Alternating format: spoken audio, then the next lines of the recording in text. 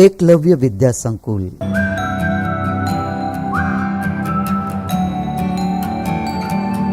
તો અહીં આપણે દરેક પ્રશ્ન માટે પ્રશ્ન આકૃતિની સમાન આકૃતિ ઉત્તર આકૃતિમાંથી શોધીને લખવાનું છે, બરાબર. તો અહીં આપણને પહેલું ઉદાહરણ આપ્યું છે.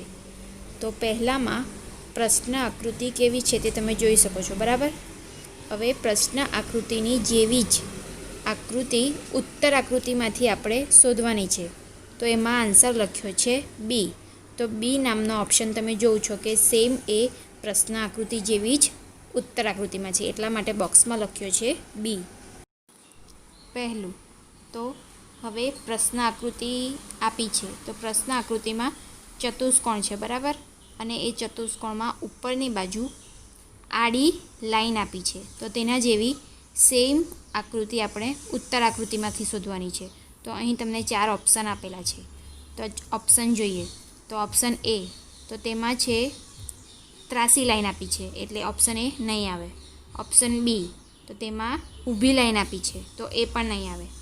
ઓપ્શન સી અને ડી, તે બંનેમાં આડી લાઈન છે, પણ આ બંનેમાંથી એક જ ઓપ્શન આવશે. કયો આવશે? તો ઓપ્શન સી. કેમ ઓપ્શન સી આવશે? કેમ કે આ પ્રશ્ન આકૃતિમાં આપણે જોઈ શકીએ છીએ કે દરેક લાઈન એકબીજાની નજીક નજીક છે, જ્યારે ઓપ્શન ડીમાં દરેક લાઈન એકબીજાની દૂર દૂર છે. તેથી અહીં જવાબ આવશે ઓપ્શન સી. બીજું, તો બીજામાં પ્રશ્ન આકૃતિ તમે જોઈ શકો છો કે અહીં આપણને મિડલમાં એક સર્કલ આપ્યું છે અને તેની આજુબાજુ બીજા 6 સર્કલ આપેલા છે અને સર્કલમાં ડોટ આપેલા છે. ફક્ત એક સર્કલમાં ડોટ આપેલું નથી, કઈ બાજુ? જે લેફ્ટ સાઈડ છે તે. તો હવે પ્રશ્ન આકૃતિ જેવી સેમ આકૃતિ આપણે ઉત્તર આકૃતિમાં શોધવાની છે, બરાબર. તો હવે આ 4 ઓપ્શનમાંથી કઈ ઓપ્શન આવશે? તો ઓપ્શન એ. તો ઓપ્શન એમાં મિડલના સર્કલમાં ડોટ આપેલું નથી, તો એ ઓપ્શન તો નહીં આવે. Option B. ઓપ્શન બીમાં જુઓ, એ સેમ પ્રશ્ન આકૃતિ છે તેવું જ છે, બરાબર. તો આમાં જવાબ આવશે ઓપ્શન બી. ત્રીજું, હવે તેમાં પ્રશ્ન આકૃતિ જેવી સેમ આકૃતિ ઉત્તર આકૃતિમાં કઈ છે તે શોધવાની છે. તો ઓપ્શન એ, બી, સી અને ડી, તેમાંથી કયો ઓપ્શન આવશે? તો ઓપ્શન સી, બરાબર. તો હવે પછીની 4 થી 17 સુધીની તર્ક કસોટી તમારે જાતે કરવાની રહેશે. પહેલું, નિશા. નિશા એટલે રાત અને રજની. બીજું, નીર. નીર એટલે જળ અને પાણી. ત્રીજું, પર્વ. પર્વ એટલે તહેવાર અને ઉત્સવ. ચોથું, આકાશ. આકાશ એટલે ગગન અને નભ. પાંચમું, ગિરિવર.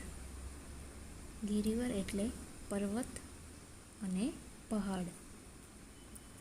છઠ્ઠું, બંદગી. બંદગી એટલે પ્રાર્થના અથવા તો ઈબાદત. સાતમું, ફૂલ. ફૂલ એટલે પુષ્પ અથવા તો સુમન. આઠમું, શ્રદ્ધા. શ્રદ્ધા એટલે વિશ્વાસ અથવા આસ્થા. નવમું, પ્રતિજ્ઞા એટલે સંકલ્પ અથવા તો નિશ્ચય. 10મું, સ્વતંત્રતા એટલે આઝાદી અથવા મુક્તિ. 11મું, નૂર એટલે તેજ અને પ્રકાશ. સમીર એટલે પવન અને અનિલ. 13મું, કિસ્મત એટલે નસીબ અને ભાગ્ય. 14મું, મંડળ એટલે સમિતિ અને સભા. 15મું, મહિમા એટલે પ્રતાપ અને યશ. 16મું, દરિયો એટલે સાગર અથવા સમુદ્ર. 17મું, વિશ્વ એટલે જગત અથવા દુનિયા. 18મું તારીફ એટલે વખાણ અથવા પ્રશંસા. 19મું પર્યટન એટલે મુસાફરી અથવા પ્રવાસ. 20મું સમર્થન એટલે ટેકો અને સંમતિ. 21મું મૂલ્યવાન એટલે કિંમતી અથવા મોંઘું. 22મું નિરાકરણ એટલે ઉકેલ અથવા સમાધાન. 23મું પરિતાપ એટલે સંતાપ અથવા ચિંતા. 24મું મશગુલ એટલે તલ્લીન અથવા એક ધ્યાન. 25મું સરપાવ એટલે ઇનામ અથવા તો બક્ષિસ. 26મું દુર્ગમ એટલે વિકટ અથવા મુશ્કેલ. 27મું આશ્ચર્ય એટલે નવાઈ અથવા અચંબો. 28મું નેત્ર એટલે આંખ અથવા લોચન. 29મું પ્રસિદ્ધ એટલે વિખ્યાત અથવા પ્રખ્યાત. અને 30મું પ્રયત્ન એટલે પ્રયાસ અથવા તો કોશિશ. તો આ થયા સમાનાર્થી શબ્દ. આ સ્વાધ્યાય તમારે નોટબુકમાં લખવાનું રહેશે. પહેલું, which of the following is red? નીચેનામાંથી કયું લાલ છે? બ્રિંજલ એટલે કે રીંગણ, લેમન એટલે લીંબુ, ટોમેટો એટલે ટામેટું, સનફ્લાવર એટલે કે સૂર્યમુખી. આ ચારમાંથી કયું લાલ કલરનું છે? તો ટોમેટો એટલે કે ટામેટું. બીજું, what is the opposite of long? લાંબાનું વિરોધી કયું છે? ઓવલ એટલે અંડાકાર, થીન એટલે પાતળું, શોર્ટ એટલે ટૂંકું કે હોટ એટલે ગરમ. તો શું આવશે? શોર્ટ. લોંગ એટલે લાંબુ અને શોર્ટ એટલે ટૂંકું. ત્રીજું, between which stations does Bhopal Shatabdi express run? Bhopal Shatabdi express કયા સ્ટેશનની વચ્ચે ચાલે છે? કોલકાતા ભોપાલ, મુંબઈ ભોપાલ, અહેમદાબાદ ભોપાલ કે ન્યૂ દિલ્હી ભોપાલ? તો અહીંયા શું આવશે? ન્યૂ દિલ્હી ભોપાલ. ચોથું, who lays bricks of a wall? કોણ દિવાલની ઈંટો મૂકે છે? કોબલર એટલે મોચી, કાર્પેન્ટર એટલે સુથાર, બાર્બર એટલે વાણંદ કે મેસન એટલે કડિયો? આ ચારમાંથી કોણ દિવાલની ઈંટો મૂકે છે? તો કડિયો એટલે કે મેસન. પાંચમું, what does a potter do? Potter એટલે શું? કુંભાર. તો કુંભાર શું કરે છે? Carries luggage on his head એટલે કે તેના હાથ પર સામાન ઉચકે છે.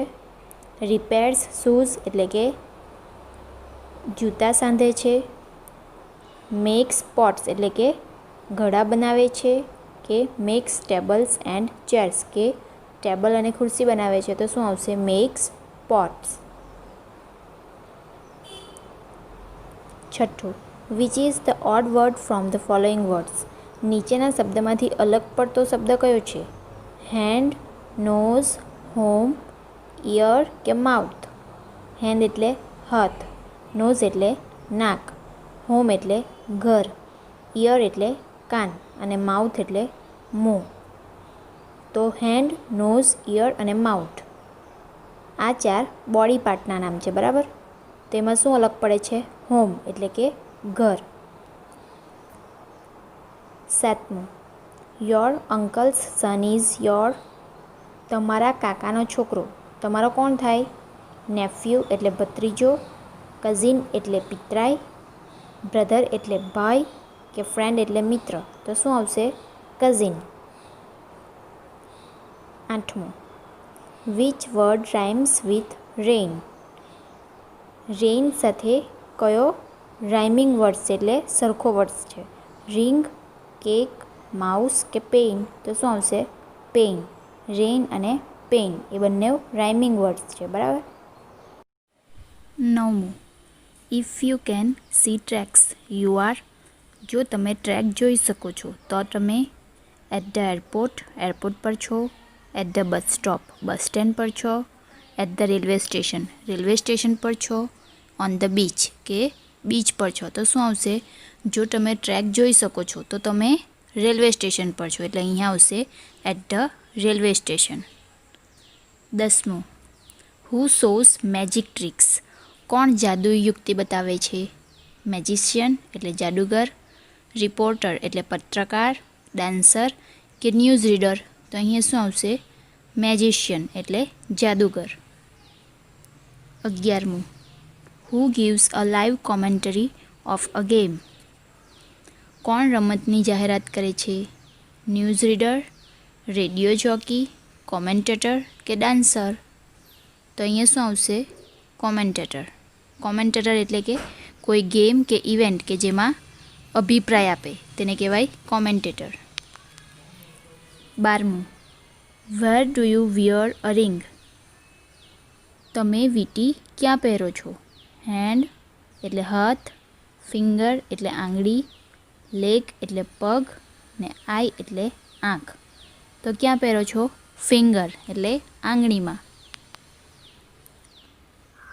13. Which game is similar to badminton? કઈ રમત બેડમિન્ટન જેવી જ છે? ક્રિકેટ, ટેનિસ, સાયકલિંગ કે ફૂટબોલ. તો શું આવશે? Tennis. 14. Which of the following games did Sachin Tendulkar play? Sachin તેંડુલકરે નીચેની રમતોમાંથી કઈ રમત રમી હતી? ક્રિકેટ, હોકી, ફૂટબોલ કે બિલિયર્ડ્સ. તો અહીંયા શું આવશે? Cricket. 15. What do you call a person who rides a horse in a race? રેસમાં ઘોડા પર સવારી કરનાર વ્યક્તિને તમે શું કહો છો? જિમ્નાસ્ટ એટલે વ્યાયામ, લોંગ જમ્પર એટલે લાંબો કૂદકો મારનાર, ડિસ્કસ થ્રોઅર એટલે ધાતુની ગોળ ચકતી ફેંકનાર, ને જોકી. આ ચારમાંથી શું કહેવાય? તો શું આવશે? જોકી એટલે ઘોડે સવાર કરે તે. 16. અ bird with a spoon shaped બીક ઇઝ કોલ્ડ અ. બીક એટલે ચાંચ અને સ્પૂન શેપ એટલે ચમચી આકારની અને બર્ડ એટલે પક્ષી. તો ચમચી આકારની ચાંચવાળા પક્ષીને શું કહેવાય? સ્ટોર્ક એટલે સારસ. સ્પૂનબિલ એટલે કે પહોળી સપાટ અણીવાળી ચાંચવાળું પક્ષી. પીકોક એટલે મોર અને ફ્લાય કેચર એટલે ઉડતી માખીને પકડી લેનાર એવા ઘણી જાતના પંખી આવે તેના માટે ફ્લાય કેચર શબ્દ વપરાય. તો અહીંયા શું આવશે? સ્પૂનબિલ. આ 1 થી 16 દરેક ક્વિઝ તમારે તમારી નોટબુકમાં લખવાની રહેશે. પહેલું, 80,08,003 અંકોમાં ખાલી જગ્યા લખાય. તો અહીં 4 ઓપ્શન તમને આપ્યા છે, A, B, C અને D. તો આમાં કયો ઓપ્શન આવશે? Option C. બીજું, 4, 8, 2, 6, 7, 0 અંકો વડે બનતી 6 અંકની નાનામાં નાની સંખ્યા ખાલી જગ્યા છે. તો આમાં કયો ઓપ્શન આવશે? 2,46,780, 24,678, 8,76,420 કે પછી 2,04,678. કઈ આવશે? 2,04,678. ત્રીજું, 73 + 27 = 27 + 73 એટલે અહીં આવશે ઓપ્શન એ. ચોથું, 3 ગુણ્યા કૌંસમાં 2 ગુણ્યા 5 બરાબર 5 ગુણ્યા કૌંસમાં 2 ગુણ્યા શું આવશે? 5, 3, 2 કે 32. તો શું આવશે? 3 ગુણ્યા કૌંસમાં 2 ગુણ્યા 5 બરાબર 5 ગુણ્યા કૌંસમાં શું આવશે? 2 ગુણ્યા 3 એટલે અહીં આન્સર આવશે બી. પાંચમું, 3, 7 અને 9નો ગુસાઅ ખાલી જગ્યા છે. 9, 7, 3 ગુણ્યા 7 ગુણ્યા 9 કે પછી 1 તે આપણે જોઈએ. તો અહીં 5મા નંબરનું જો આપણને કીધું છે 3, 7 અને 9નો ગુસાઅ. તો ગુસાઅ એટલે એવો અવયવ કે જે નંબર્સમાં સૌથી મોટો સામાન્ય અવયવ હોય. અહીં 3, 7 અને 9માં મોટો સામાન્ય અવયવ 1 છે, બરાબર. 3 અને 9માં 3 છે, પરંતુ 7માં 3 આવતા નથી. તેથી ત્રણેય સંખ્યાનો ગુસાઅ 1 છે, એટલે અહીં જવાબ આવશે 1. છઠ્ઠો, 4, 6 અને 8નો નાનામાં નાનો સામાન્ય અવયવી ખાલી જગ્યા છે. 4, 8, 24 કે 2. તો અહીંયા શું આવશે? તો સામાન્ય અવયવી એટલે કોમન ફેક્ટર, બરાબર. 4ના અવયવ બરાબર શું પડશે? 2 ગુણ્યા 2. મેં અહીં લખ્યું છે. 6ના અવયવ 2 ગુણ્યા 3 અને 8ના અવયવ 2 ગુણ્યા 2 ગુણ્યા 2. તો હવે ત્રણેયમાં આવે તેવો નાનામાં નાનો સામાન્ય અવયવી કયો છે? 2.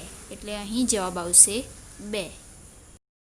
સાતમું, ત્રિકોણ PQRમાં માપ ખૂણો Q બરાબર 20° છે. તો માપ ખૂણો P વત્તા માપ ખૂણો R બરાબર ખાલી જગ્યા. શું આવશે? તો માપ ખૂણો P વત્તા માપ ખૂણો R આપણે શોધવાના છે અને માપ ખૂણો Q આપેલું છે. કેટલું છે? 20°. તો હવે ત્રિકોણના ત્રણેય ખૂણાના માપનો સરવાળો કેટલો થાય? 180°. માટે ખૂણો P વત્તા ખૂણો R વત્તા ખૂણો Q બરાબર 180°. ખૂણો P વત્તા ખૂણો R વત્તા ખૂણો Qનું માપ તો આપણને આપ્યું છે. કેટલું છે? 20 = 180°. તેથી ખૂણો P વત્તા ખૂણો R બરાબર 180 - 20 એટલે કેટલો જવાબ આવશે? 160. આઠમું, ત્રિકોણ ABCમાં માપ ખૂણો A વત્તા માપ ખૂણો B બરાબર 90° છે. તો ત્રિકોણ ABCમાં ખાલી જગ્યા કાટખૂણો છે. ખૂણો A અને ખૂણો B, ખૂણો C, ખૂણો A કે ખૂણો B. તો અહીં આવશે ખૂણો C કાટખૂણો છે. નવમું, -2 - -2 બરાબર કેટલા? -4, 4, -2 કે 0. તો અહીં જવાબ આવશે 0. 10મું, 1.5 ખાલી જગ્યા 1.05 ગ્રેટર ધેન, લેસ ધેન, બરાબર કે less than or equal to. તો શું આવશે અહીં? 1.5 ગ્રેટર ધેન 1.05. 11મું, 3 - 1.2/5 બરાબર કેટલા? તો 1.2/5 એટલે 7/5 બરાબર.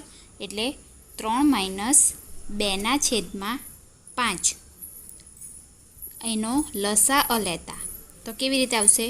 3 ગુણ્યા 5/1 ગુણ્યા 5 -7/5 એટલે 5 તાલી 15 અને 5 એકા 5 એટલે 15/5 -7/5. તો 15 - 7/5 તો કેટલો જવાબ આવે? 8/5. હવે એને કેવી રીતે લખાય? તો મેં અહીં ભાગાકાર કરીને બતાવ્યો છે, બરાબર. તો એને 1.3/5 એટલે અહીં જવાબ આવશે A, 1.3/5. 12મું, 48/72 બરાબર ખાલી જગ્યા. તો હવે તેના અવયવ પાડતા 12 ગુણ્યા 4 છેદમાં 12 ગુણ્યા 6 એટલે 12 ચોક 48 અને 12 છંગ 72 એટલે 12 ઉડી જાય, બરાબર. કેટલા બચે? 4/6. તો હવે 4 એટલે 2 ગુણ્યા 2 અને 6 એટલે 2 ગુણ્યા 3. તો 2 ઉડી જાય એટલે શું જવાબ આવશે? 2/3. 13મું, 34.7 ગુણ્યા ખાલી જગ્યા બરાબર 3470. એનો મતલબ કે 34.7ને કેટલા વડે ગુણે તો 3470 જવાબ આવે. તો 0, 10, 100 કે 1000. તો શું આવશે આમાં? 100 કે 34.7ને 100 વડે ગુણે તો 3470 જવાબ આવે. 14મું, એક લંબચોરસની લંબાઈ 12 સેન્ટીમીટર અને પહોળાઈ 8 સેન્ટીમીટર છે. તો લંબચોરસની પરિમિતિ ખાલી જગ્યા સેન્ટીમીટર છે. તો લંબચોરસની પરિમિતિનું સૂત્ર શું આવશે? લંબચોરસની પરિમિતિ બરાબર 2 લંબાઈ વત્તા પહોળાઈ. લંબાઈ કેટલી છે? 12 અને પહોળાઈ 8 એટલે 12 વત્તા 8. તો 2 12 ને 8 કેટલા થાય? 20. એટલે કેટલો જવાબ આવે? 40 સેન્ટીમીટર. એટલે લંબચોરસની પરિમિતિ 40 સેન્ટીમીટર. 15. 40,000 ચોરસ સેમી બરાબર ખાલી જગ્યા ચોમીટર.